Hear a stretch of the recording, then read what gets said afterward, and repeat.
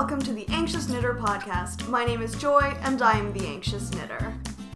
I'm so anxious that I fear regretting even the most trivial decisions, like what to eat for dinner, or what movie to watch, or what to watch on Netflix, as if I'm going to regret those decisions 20 years from now.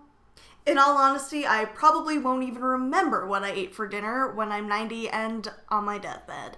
Anyway, you are here for episode 18. Like I said, my name is Joy, and I'm coming to you from Waterloo, Ontario, Canada, where I live with my husband Luke and our dog Opie. This is a podcast mostly about knitting, but occasionally about crochet, sewing, and whatever other crafty thing catches my fancy at the moment. If you are a returning viewer, thank you so much for coming back. It means a lot to me that you would want to spend a little part of your day with me, and if you are brand new, just stumbling on my little corner of the internet for the first time, welcome. I am happy to see you. And frankly, I am shocked that intro went as well as it did, considering that I am 2 weeks out of practice and I'm feeling sort of weird. But anyway, how are you guys doing? I hope you're doing good. Okay. Honestly, I had a pretty crummy couple of weeks. But I'll talk about that. I'll talk about that in a minute. But I hope you guys are doing well. I feel like the lighting in here is making me look really anemic today. Ugh. Let me see if turning on my overhead light makes a difference. No, now I look like a creepy person sitting in their basement making YouTube videos. Okay, whatever. I'm just gonna have to suck it up and deal with my pale face right now. But anyway, yeah, so guys, I'm feeling a little bit weird, a little out of practice. I know everybody says that when they haven't done a YouTube video in a while, but I've just been in a completely different headspace. I don't have any notes today, so bear with me. I don't have a dweeb story of the week, which is weird because you would think with 2 weeks I would have multitudes of dweeb stories, but I actually spent these 2 weeks really trying to hold myself together, so no dweeb story. However, I would like to introduce a new segment called Real Talk. Yes, and this is where I'm gonna get real with you about my life. Because, my life, etc. is more for Luke and I went to the mall. Luke and I went to Toronto. I went to the movies. Real talk, I feel like, is, I think, I don't want to say an important segment, because that's a little bit much. That's going a little far. But I just think sometimes it's good to have these talks, and I'm just going to get it out of the way now, because it sort of has a bearing on the rest of the episode in terms of, what I've gotten done and stuff like that. So, I finished Theater Week for Beauty and the Beast, which is a play that I directed. It is the Disney musical, and the show was great. The kids were wonderful. However, here's the real talk. So, I've been toying for the past 6, 7, 8, 9 months of leaving my theater job, which is kind of crazy for me. And just because I've been working with this group since 2006. I was 16 when I started volunteer stage crewing, and I've stuck around ever since, and now I'm a director and a stage manager for them. And we had a lot of transitions. My artistic director, who was a good friend of mine, she left the company. I was thinking about leaving the company, but when you have gotten so into a routine for 10 years, you start to wonder what else is out there for me, right? So I've been putting off leaving myself. The fact of the matter is, I had never intended to have any sort of career in theater. It was a job that I really loved. I found out that I was pretty good at it, and I had an amazing team of people that I was working with, and we just got along so well, and we became such good friends, and then everybody starts leaving, and then suddenly I'm the last one left. And it was really stressful. It's where I think the majority of my anxiety came from, where I was having these panic attacks that felt like heart attacks. I remember, like, you know, I'd have, like, the tingling in my arm and these pains in my chest. I remember, like, leaving the room and collapsing onto the floor because I thought I was dying. Just over this job. And, you know, the negativity that was swirling around in this job that was making it not the thing that made me want to stay in this job. All the things that I loved about it, well, almost all the things I loved about it were gone, or they were on their way out, and that was really upsetting for me. But I hung on. I was like, maybe it'll be okay. I'm not going to go too into detail, but I will say that this particular week wound up with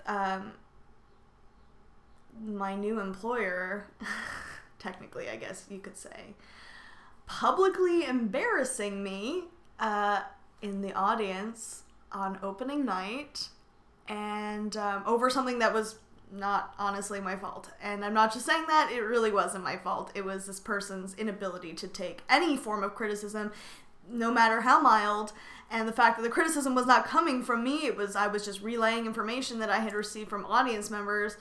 I was like, this is not a place where I need to be anymore. So I have decided to leave my job, and I will be sending an email in the coming week to my employers about that. And it's really hard for me to make that decision, especially, like, it's not even just the fear of change, it's the whole, like, I don't have a degree, and that's a whole other can of worms, but I just feel like, what do I do now? I've just invested so much time and energy into this group, into this job, and now I'm going to be leaving it, and I don't know what to do.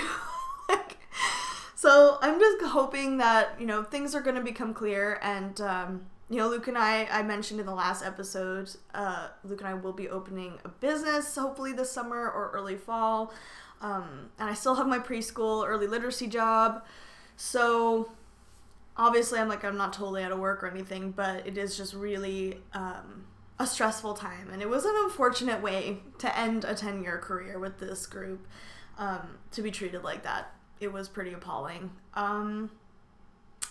So yeah, but the good news is that I have an end of season giveaway.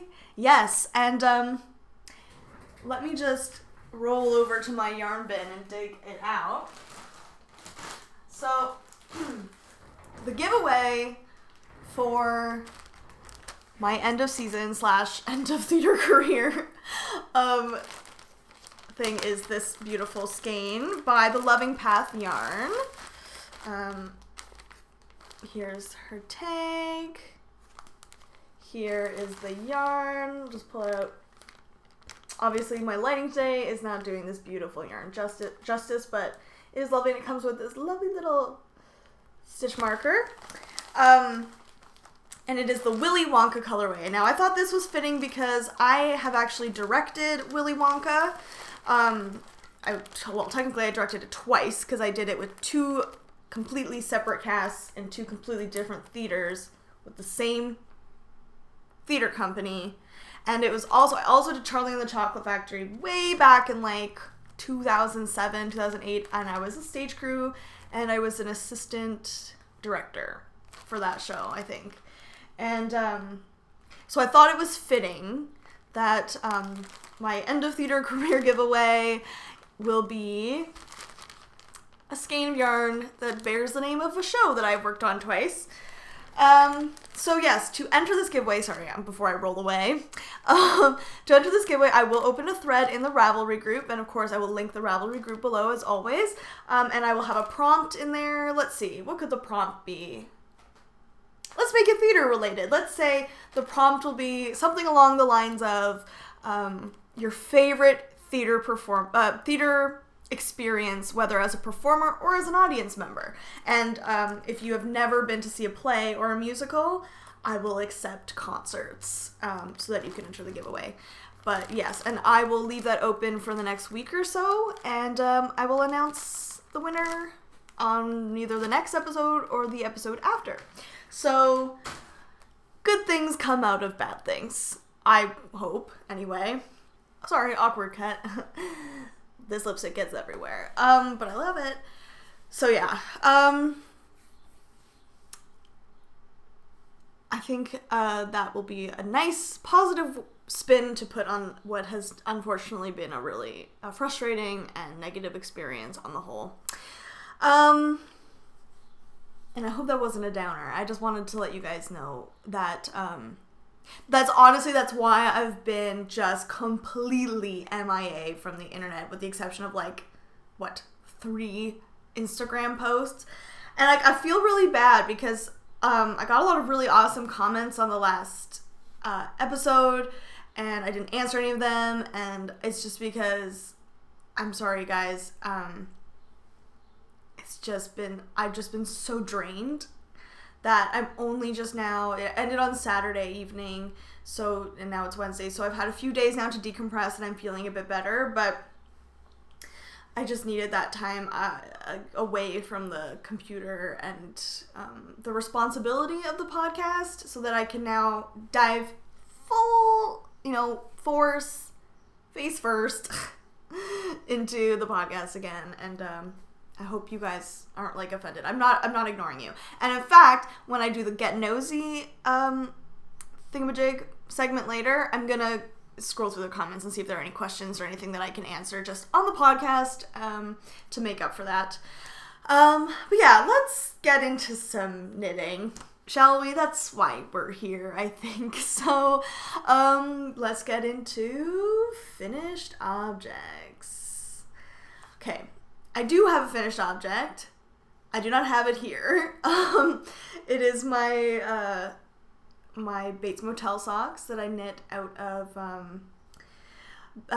Legacy Fiber Arts in the Mother's Home colorway. Those were from my dad. And the heels and toes are Indigo Dragonfly in the Delectable Yellow Dollet colorway. So I will insert a picture here.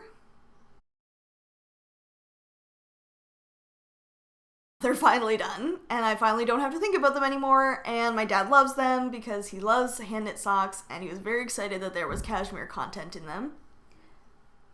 Sorry, there was a thumping outside. But yeah, so those are done, and they are unfortunately the only finished object that I have because I didn't really have a lot of time to knit, or a lot of brain power to knit, but I do have a couple of works in progress. Wow, that has got to have been the fastest finished object segment of my life. That's depressing, but I have quite a few of these to show you. So I'm not going to show you my Devil Snare socks, which is a pattern by Erica Luder, just because I didn't get a chance to work on them very much. So there's not really a lot to show, and I'd rather just show them to you when they're done at this point.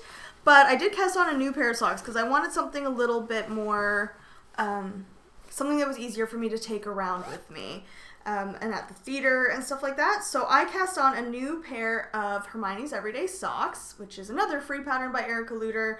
Obviously, everybody knows Hermione's Everyday Socks. I've also knit a pair of them already. And I cast them on with the lovely gift yarn I got from Wild Happy Color. I love that logo. It just makes me so happy. And where is it? Tuscany Afternoon colorway. And it is her authentic base 80/20 superwash merino nylon, 400 yards, 2-ply. And guys, I'm obsessed with this, okay? I've had so much fun knitting this. Oh my gosh. Look at the colors. Oh my gosh. And you know what? Again, this is not doing it justice, but it is just so beautiful and vivid. And I was just having so much fun knitting it that I think I knit the entire leg in a day and a half because I just couldn't stop working on it. It was so addicting, and I love this pattern. Honestly, it goes almost faster than a vanilla sock for me because it's just so easy to memorize. But yeah, so I'm almost done the foot. This is the first sock. I did 2x2 ribbing on this one, 20 rows, I believe. And I knit the leg a little bit longer because I was just like, I need the most amazing socks out of this yarn. Okay, so, and it is so soft. I had no issues with splitting or anything. Like, this is quality yarn, folks. Y'all should go and get yourself some. Did you like that horrible southern accent? My apologies to everybody who lives in the South, okay? That was uncalled for. But yeah, I'm really loving this. If you want to see, it's looking like an egg, sort of. Squashy egg.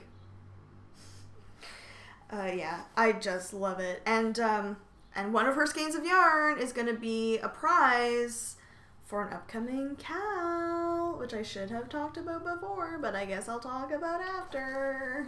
Whoops. It's okay. It's okay. I also did not work very much on my Sizzle Pop. I think I did like 6 rows, if even that, since the last time you saw it. So I'm not going to show you the Sizzle Pop. Again, there was just no way that was not going to end in tears and disaster if I tried to work on that this past couple weeks. Like, definitely better that I just let that one sit and worked on something, things that were a little more mindless. I also cast on a new project, and it's funny because I was finally watching Taylor's last episode, episode 10 of Wool Needles Hands, and she was talking about cast-on-itis, and literally I had paused her episode, gone into my office here, skeined up on a whim a skein of yarn, and sat down, and then she started talking about cast-on-itis, and I was like, oh, yeah, I guess that's a thing I'm also experiencing. Isn't that funny? But I just thought that was pretty hilarious. So, I have cast on a Linus shawl, and I do not remember the designer, so of course I will put that along the bottom here. And I cast it on with this beautiful gradient that I picked up at the Knitter's Frolic. And I have the tag right here. So this is, sorry, it's all squishy. The Blue Brick inspired yarns. And they predominantly do, it's so blown out. There we go. They predominantly do gradients, and really pretty gradients at that. And this is the Killarney sock base and the Heron colorway. And they were one of those shops that I really I tried to run to, but they were so packed, so there wasn't a ton of options left, but this was one of my top choices. So again, if you wanted to see that beauty, I literally just cast it on yesterday, so I didn't get a ton done, and I don't think you can see any of the gradient yet, but anyway, let me just untangle this thing. Yeah, so this is what I have so far. So I'm just working through the darkest shade of gray, and I think I'm going to, I'm probably lying. I don't think I'm on to the light gray yet. But yeah, it's just a simple garter stitch shawl. It's a free pattern. Oh, shoot. I'm dropping stitches. Just one stitch. It's okay. Everything's fine. I'm just going to move it back so I don't do that again. I had been going back and forth about what to do with this gradient because I was like, it was not cheap. The gradients never are because I think they take so much work to dye. So I wanted to make sure it was something really special. But then the more I thought about it, and the more I was watching Amy of the Stranded podcast, and she has a Linus shawl made out of, I think, like a minty green gradient. I was like, I kind of like the idea of the gradient just speaking for itself, and having a scarf or a shawl that I can literally just wrap around my neck. You'll still see the gradient, but I don't have to worry about displaying lace or anything like that, especially because all of my other shawls have those things, right? They have lace or brioche or some kind of texture pattern that you want to show off, right, when you wear it. This will be beautiful, it'll be simple, and I can literally just throw it on like a scarf or however I want, and you know, you'll still get the impression of the gradient. So hopefully by the next time, I'm sure by next time, because this thing knits very quickly, I will have a little bit more something, you know, exciting to show you. But yes, that is one of my works in progress. I needed some TV knitting that wasn't socks, so there is that. That's it for knitting. I do have some spinning to show you. So, oh my gosh. Okay, I'm gonna try not bump my mic. Why do I do this? Why do I... Okay. So, okay. If you watch the promo video or any of the last couple of videos that I've done, or if you watch Wool Needles Hands, or if you watch Arrow Knits with Katie, you will know that we have a spin-along, a drop spin-along called Spin for All 2017, which I'm co-hosting with those other wonderful, talented ladies. And I'm currently plying my yarn. I have spun my 2... Oh my god, it's such a mess. Okay, I've spun my 2 balls of yarn, which I thought I'd done really evenly given how much I have, like how much fiber I've left, but apparently not. So let's see how this goes. I won't lie to you, this yarn is kind of ugly as balls, but that's okay. It's okay. This is my practice one. This is me getting the hang of it. I am not sure that I'm doing it entirely correctly. I guess we'll find out once I have like soaked and set it. And again, I was never intending to knit with this yarn. This is really probably just gonna go in a shadow box or something as like my first yarn that I hand spun. But yeah, it is. Look at this mess. I think I'm doing it right, but honestly, could totally be doing it wrong. I don't know. But I'm just gonna go with it. And yeah, it's fun. I've really enjoyed it. I love spinning. I'm actually going to my local yarn shop, Shall We Knit, today to meet a friend who's never been to the local yarn shop. So I love being the person. I've brought like 3 or 4 people now to the yarn shop for the first time. But I'm thinking I might try and pick up some fiber if they have something that's not too expensive.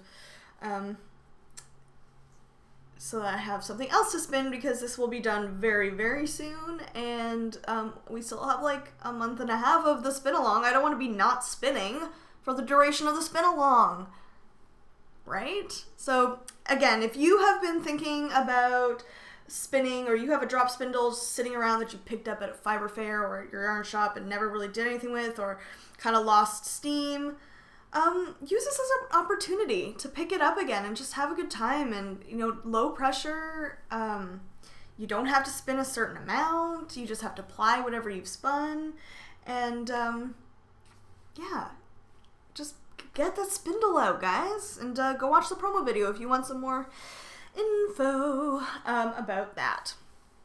So, and I guess I will show you one other work in progress. Yeah, I'm going to call them works in progress because, I mean, they aren't actually done. But I'm really excited, so I want to show you guys. So I'll be right back. So one of the products that Luke and I are hoping, we're going to be offering in our shop, Cabinet of Curios, hand-dyed yarns and accessories, are handmade stitch markers. So there will be like sets that, you know, they're sort of, you know, those like the little metal type things, and everything will be sort of under this umbrella brand of cabinets of curiosities, right? Like, you know, that evokes an image, right? So I've been working on the stitch markers right now while I'm waiting to I'm waiting for my paycheck so I can get yarn for dyeing. So I wanted to show you some of the ones that I have been working on. Yes, so none of these have their charms on, and none of them have been sealed and varnished yet. So they will be much, I think, richer in tone once they've been varnished, and I'll show you a couple of those once I've gotten that done. But for now, here's a little teaser. So I've got these 2 little, they're little like cork vials. They look sort of like the Felix Felicis vials.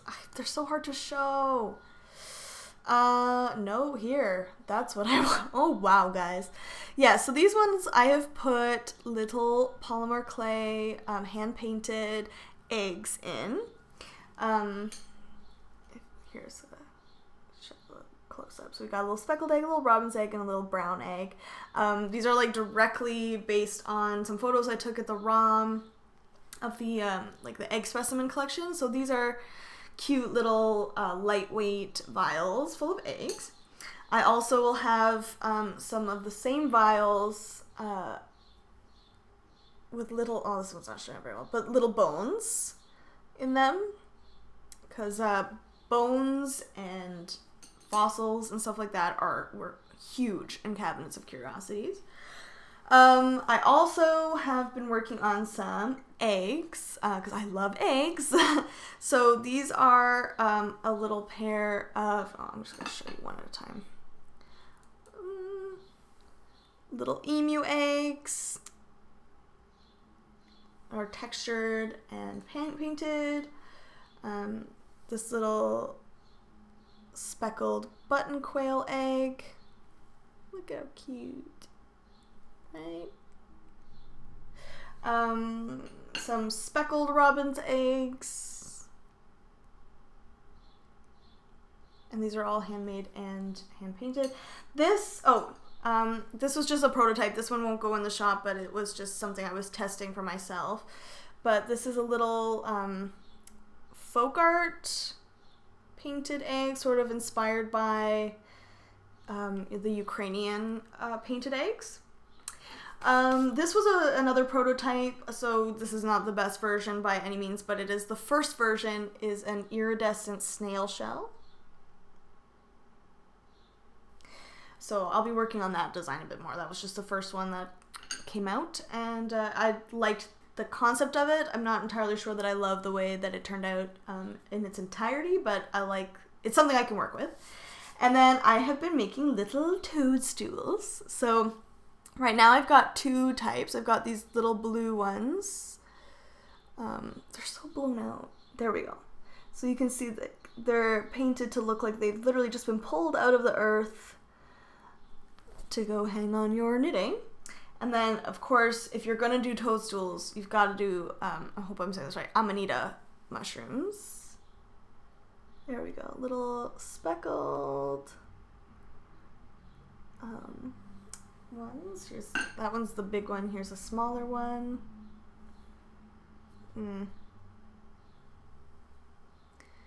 Yeah. So I'm really, really excited about them. I can't wait to varnish them and see how that brings out their colors. I just need to get some brushes for that. Yeah, but I've got some other plans for little sculptural stitch markers. Everything is supposed to kind of look like a specimen that you might find in a cabinet of curiosity. So that's exciting. And I hope you like them. I really enjoy making them. It's really meditative for me to make them. So, and they're all hand sculpted. I haven't used any molds for them as of right now. Everything is made completely from scratch. Yeah, I love the mushrooms.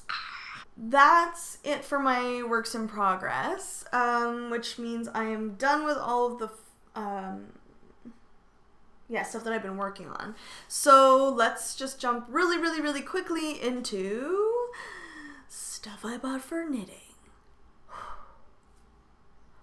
I have made a yarn purchase, but it has not arrived yet, so I won't talk about it yet. But I did purchase a couple needles. So I bought a pair of Chowgoos 4mm 32-inch cable. I wanted a 40-inch cable, didn't have one. I bought these specifically for casting on my exploration station. I'm planning... Okay, so I think the Stephen West along and the corresponding brioche along, I think I'm going to start mid-July. So like July 15th, I'm thinking. Just because I also have some other stuff going on in July. I'm doing Camp NaNoWriMo, which if you don't know what that is Camp National Novel Writing Month. I've done National Novel Writing Month in November for the last, since 2008, I think was the first one I did. And it's where you try to write a 50,000 word novel in a month. And Camp NaNoWriMo is similar, but you can set your own word count. So I'm going to be doing Camp NaNoWriMo in July.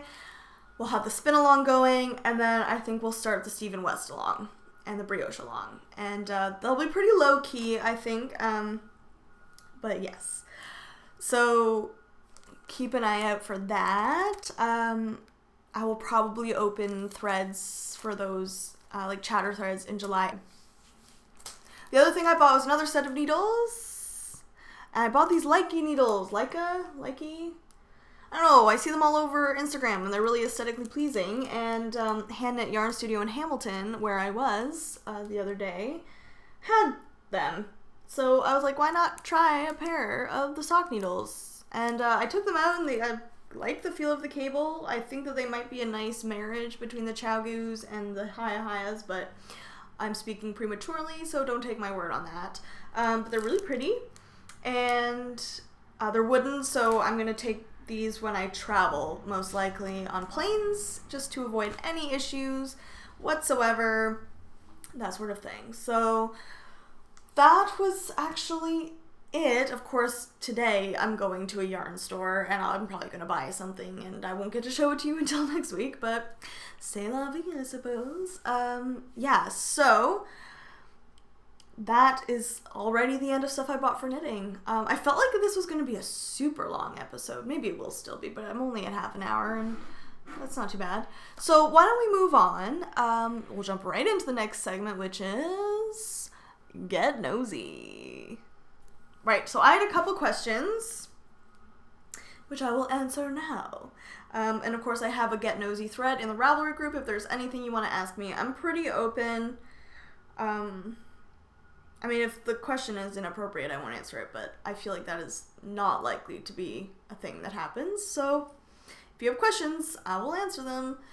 Anyway, so the first one comes from Pearl Peaches, who is Emily, and she has written, "Hi, I really like your sense in fashion. I was wondering if you could give some advice on styling shawls. Me being a teenager, they don't quite fit my wardrobe, and so I avoid making them, but I always see such beautiful shawls. Any styling tips? Thanks. Or just your fashion in general, because it is just super cute." Okay, this is so nice. Thank you, Emily. It has been a long and arduous journey to get even close to being fashionable for me. But here's the thing, okay? Because I can talk forever about personal style, and I will try not to, but I'm also going to tell you what I think, okay? First of all, the fact that you want to knit these shawls and you think they're beautiful tells me that they are your style, and you just have to find a way to make them work. What's funny is that for me, when I was in high school, like, so 2005, 2006, that's when, like, pashmina shawls and, like, scarves became super popular, at least in my neck of the woods. Like, everybody had a pashmina on at all times. So I've been wearing a scarf almost every single day of my life for, like, 10 plus years. So shawls, when I started knitting, were sort of a natural progression for me. In terms of styling shawls, there's really only two ways that I like to wear them, and I have a shawl here. My favorite ways to wear shawls are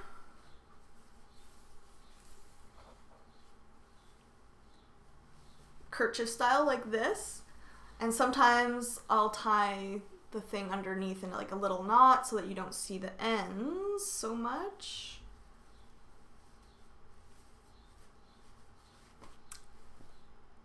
Or sometimes I'll tie the knot on top. I do this a lot with my Pure Joy, actually.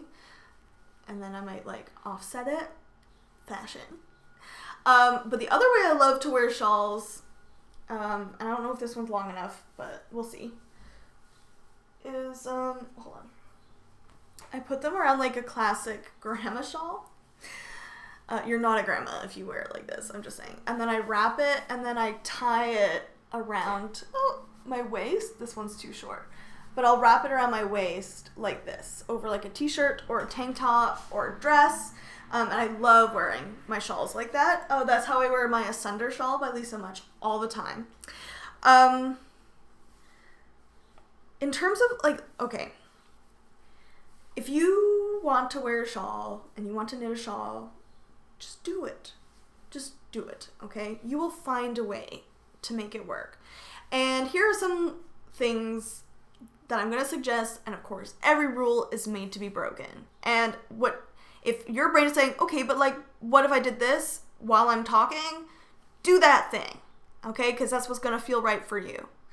And so, for me, I wear a lot of black and navy. I wear a lot of neutrals. I don't wear a lot of patterns unless it's stripes. So for me, I feel like I can get away with brightly colored shawls because they're never really gonna clash with what I'm wearing.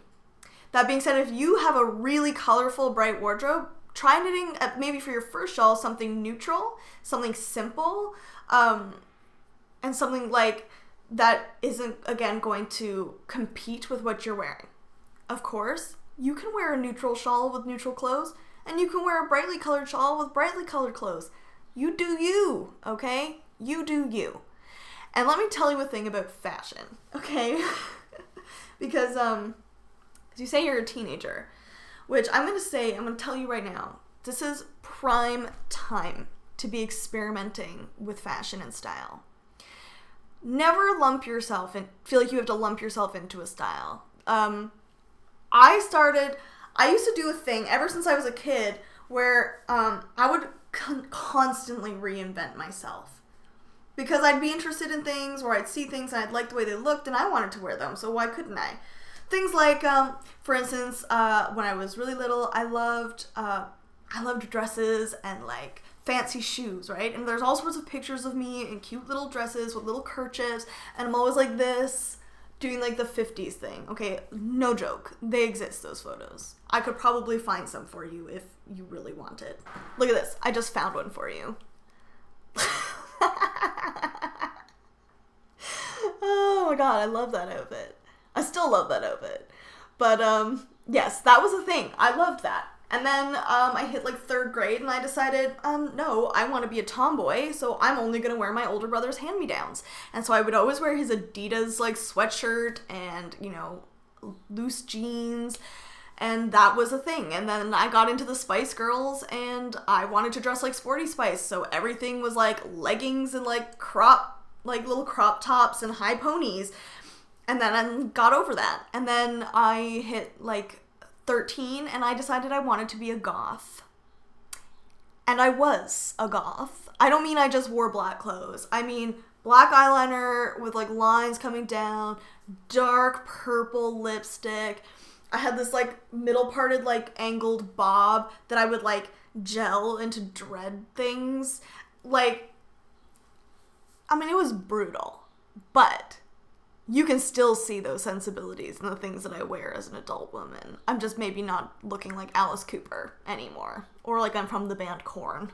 So after that, the goth thing, I wanted to be emo. And I don't mean like full scene. I mean like there was this cute infographic I remember seeing as like a 15-year-old of like a girl in like a little track jacket with buttons and her like side swept like little short haircut and like and Converse. And so I was like, I'm gonna do that. That's how I'm gonna dress. And I did that for a year or two.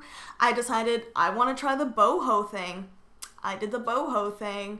Like, every possible stereotype that exists, I did. And now as an adult, I just marry all of those things. I like all of them still. I like androgynous clothing. I like kind of gothy stuff. I like, I still like little track jackets. I don't wear them anymore, but I still like them. I still love vintage style, dresses and clothing like that. So just experiment. The worst thing that can happen is you knit a shawl, you try wearing it for a few weeks, you don't love it, and you give it to someone who does. No harm, no foul. You know what I mean? And there's a part of me, and it's funny because I say this to my husband all the time, is I was absolutely unafraid to wear those things as a teenager.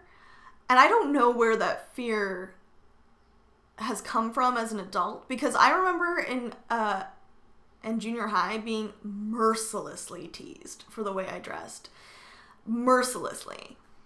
But never once, even when my principal came and pulled me out of a math test to tell me to change the way I dress so that maybe people won't bully me, I still came to school the next day dressed the exact same way. And I wonder what happened to that girl sometimes, because I don't dress in a loud way at all. I mean, look, I'm literally wearing head to toe black today. But there's still, like, I have that fear of people looking at me funny, but I didn't feel that when I was dressing in ways that were loud and bold. So, I don't know if this is helpful at all, but I just think that life is too short to not try new things in terms, like, you know, maybe I'm not going to go skydiving, but maybe I will buy that cool hat and try wearing it. And maybe I will try, you know, whatever thing, right? Baggy cargo pants. Who cares, right? If you don't like them, you don't like them. They don't stay in your style, they don't stay in your style. But just don't be afraid to just try something. And a shawl is something that I think anyone can wear. I mean, Luke wore my Pure Joy once or twice, and it looked amazing on him. And it would not be something he would necessarily have chosen for himself unless, you know, I hadn't handed him a scarf to hold while I went to use the washroom at a mall. So, just, have fun. You're young, man. Like, enjoy this time of freedom, creative freedom. Because you're gonna grow up, you're gonna become an adult, and you're gonna find ways to incorporate all those parts of yourself and all those styles in a way that feels absolutely authentically you. So that's my long-winded answer about fashion, but thank you so much. I appreciate that you think I'm fashionable. And Kath, the lovely Kath of Knitter Scarlet, has said, I'd love to know if you find memorizing patterns easy to do. I struggle due to fibromyalgia, brain fog. I hope I said that right. Brain fog, and thought you might have some tips on remembering patterns, as I am sure you have learned lots of lines for your theater work. Hope you're keeping well. Thank you, Kath. I am keeping well now.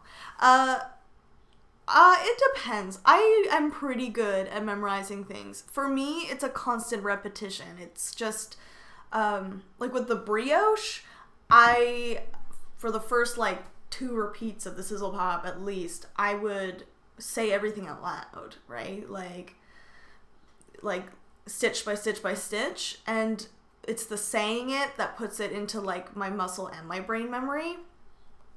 I don't know if that's a thing. Brain memory versus muscle memory. Whatever. I'm not a scientist.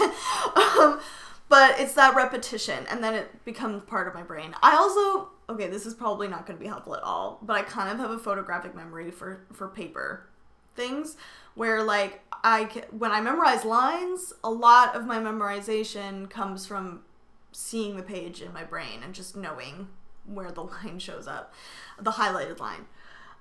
Some patterns are definitely harder to memorize than others. Like, for instance, like with the brioche, I have not memorized the pattern by any means, but, like, once I've done the, like, stitch repeat within, like, say for row 15, there's 7 stitches that get repeated.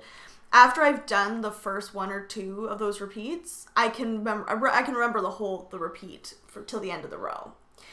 But I could not give you the whole 15 repeat by any stretch of the imagination.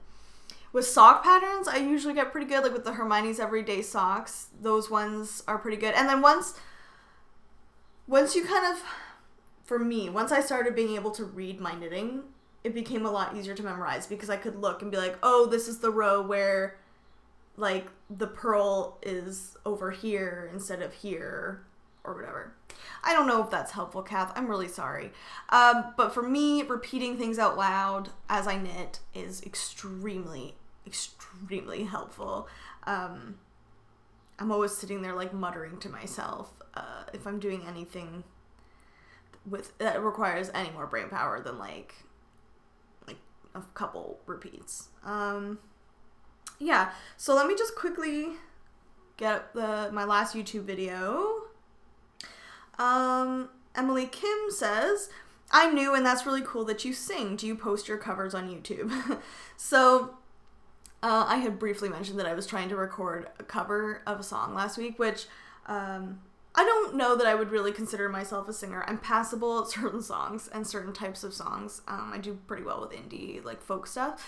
I have not posted anything to YouTube. That would have been my first one, and I was kind of thinking of like, my intention was to record the song. It was John Wayne Gacy Jr. by Sufjan Stevens, and just kind of included at the end as like a bonus thing, just because it was related to my book, and it was one of the songs I listened to a lot when I was writing my book. But no, as of right now, I have not recorded something that I'm happy with. I may, if I'm feeling brave, I may include like 5 seconds of the cover I tried to record today, which is Gospel by The National. But if I do, it'll be here. Otherwise, sorry, you're gonna be waiting. I'm not a very confident singer. But anyway, let's see. This is just an interesting comment. This is Lockbriar Knits. Congrats on the book. Best of luck with finding a literary agent. If you don't find the right fit in that arena, definitely look into indie publishing. I've done both traditional and indie and have to admit I really enjoy the freedom and higher royalty rates of the indie publishing. It's been great. But whichever way you go, an awesome accomplishment finishing your book. Well, first of all, thank you. And second of all, that's awesome that you have published books. Congratulations. Wow. I have thought about the possibility of indie publishing Where the Skeleton Sleeps if I never find a good fit for it, just because I do really love the story and the characters, and I've invested so much time in it.